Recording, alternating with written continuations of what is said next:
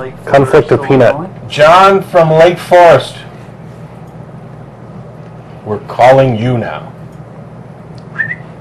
We're getting down to the end here, too. Yep.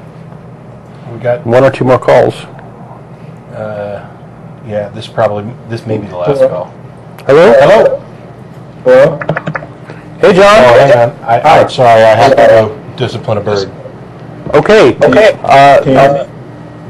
Matt is dealing with his bird, and I'm here. Okay, I wanted to talk about the reasons why I think people believe in God.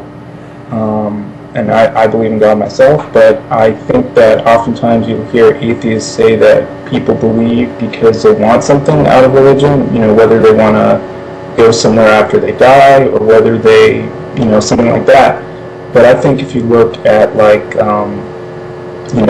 virtually every culture since people have lived in, civilizations, you'll find that people have believed in various gods or various religions, and I think there's something more going on than, wanting something out of it. I think it's that they're recognizing something within themselves. Otherwise, why would this be so prevalent in virtually every society? Well, there's been various claims that humans are hardwired for religion, that we're hardwired for seeing connections with things that are maybe not there, or there's perhaps a human need to feel part of something bigger and embrace the transcendent. So there may be more reasons than just getting something out of it. Just the base transaction. I'm curious what you mean, because on the one hand you seem to be dismissing the same thing that you're asserting. No, what I'm saying is that I think that people believe it because there's truth to it that's inside of us. That it's not just because people want something out of it. I'm sure some people believe it because of that, but I also think that, I think religion is obviously man-made, the various religions, but I think the ultimate thing that represents is within all of us. And I think it's within all of us too. I'm just curious as to what you mean by that, because when I say it's within all of us, I'm saying that this is just a part of our nature. That you seem to be claiming that you're convinced that people have believed and continue to believe, by and large, in most civilizations, because there's some truth to it. And I'm wondering what you mean by truth. What aspect of this do you think there's truth to? That there is a God that is the creator of the universe, and that there is more to the universe than is observable by science. Okay, well, I already agree that there's, depending on what you mean by more to the universe than is observable by science, but going to the God creator thing, you believe that there is a God who created the universe, and this is the element that you think is true. Why do you think it's true? I think it's true because I look at people and I think that, one of the things I like to say in arguments is that if you look at just like rudimentary material, that doesn't have any consciousness. But if I look at people and I experience people, I can tell that there's something inside of people that is more than just stuff, matter. Okay, so you look at consciousness, and because you don't see it in anything other than human beings, although I'd say that to some degree you're going to see it in other living things as well, but this particular self-awareness, this particular kinship that you have, okay, there's something there that you don't have an explanation for, and then you say that you have an explanation for it. That explanation must be God. Why does that need to be? Why is that a plausible explanation for consciousness? Well, because also another reason I have is that, the universe in and of itself, I don't believe that something can come from nothing. Yet you think that's what God did? I think it depends what you call God, but I think that there has to be an author and a creator, just like there has to be a creator for everything. Were you created? Directly, I come from my parents, but if you want to trace it back far enough, then I would say yes. Okay, but you do you not?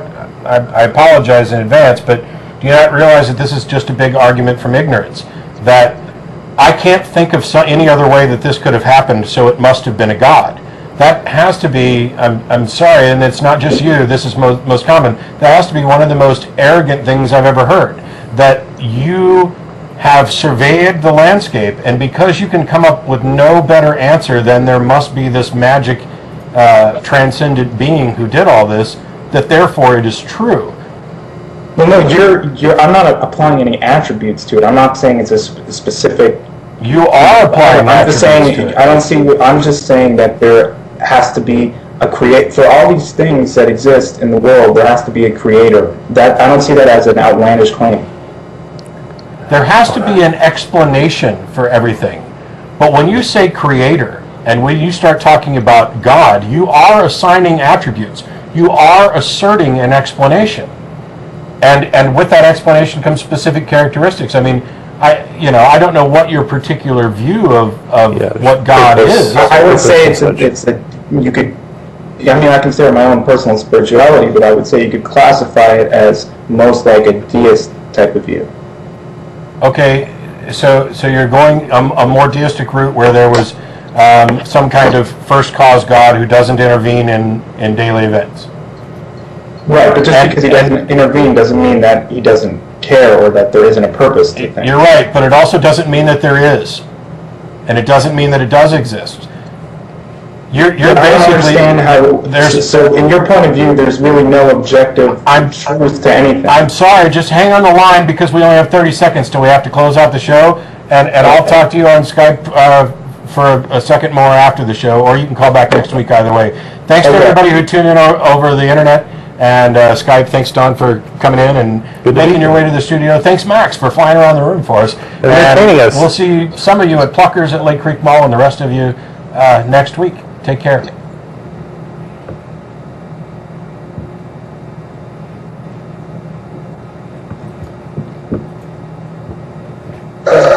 Okay, so we're off the air if you're still there. We got some feedback. Are you still there? Here. Hello? Hello? Yeah. Okay, I can hear you. Okay. Okay. What else? Yeah. Actually, I don't know what happened. We lost the volume. No, on the FX one, the little red knob. No, red to your right. To your right. Oh, down. Okay. The bottom one, I think, is the volume for him on those speakers. So, okay. You're taking a more deistic approach, which is that there must be some thing that caused all of this, and you're going to call it God without giving it any attributes. Yeah, well, no, I'm giving the attributes. All I'm saying is that I think that I would give it the attributes that God cares what we do, and if we lead moral lives, I would give it that attribute. I'm just Why? Because I think if there's something that created something that is, cares about that it cares the way it lives its life. That's a big leap. That's a huge leap. I don't see how that's a huge leap at all. I mean, why would you? First of all, you've made the leap that there is something that creates. Well, I can explain to you why I believe that. And then you say that anything that would create necessarily cares about its creation. That's not a deistic view of God at all. The deistic view of God is a non-interfering God who is completely indifferent. That basically the first cause, first mover thing that God. No, I won't say that it's completely indifferent. I mean, I don't think that's... I'm telling you what the standard deistic position is. Now, you've got your own version of a deistic, a theistic God who's kind of deistic but also cares about what goes on. And I'm saying that you can't make any argument to get from A to B, to get from there is a God to it cares necessarily. And you haven't even established the A part, the there is a God.